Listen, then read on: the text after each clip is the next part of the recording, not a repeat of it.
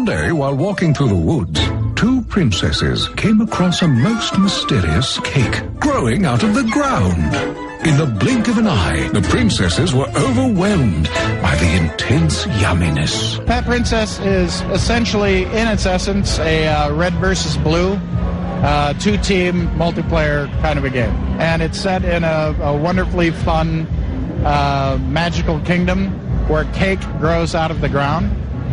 And the setup or the composition of the gameplay in most of the modes is essentially what you would find in a two-flag capture the flag scenario.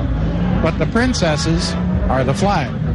And every team is doing whatever they can do to capture and return their princess. Huzzah! Excellent! Excellent! The princesses get addicted to this magical cake that grows from the ground, and they can't stop eating it. And they love this cake.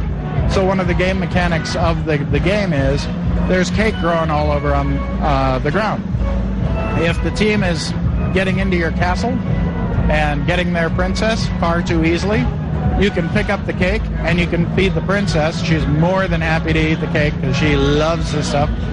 And she gets heavier and heavier and heavier through 4 different stages. The bigger she becomes, the more difficult it is for just one player to come in and pick up the princess and get her out of the castle.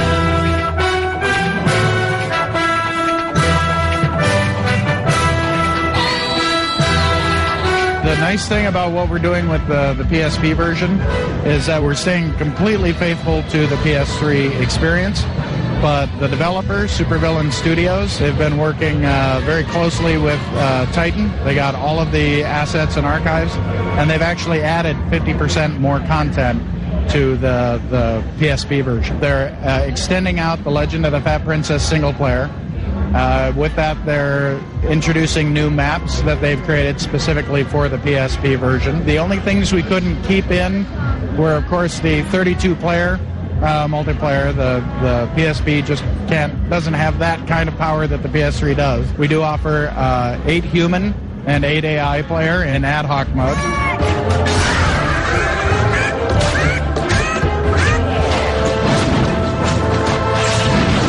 Right now, the PSP is going to be hitting the street with significantly more content than the PS3 version did. And one of the great things that Supervillain's been doing is all of the new content they develop, they're developing on the PS3 first, and then they bring it down to the PSP. So we might see some map packs down the road where we get to see all of the PSP maps folded in. It's a possibility.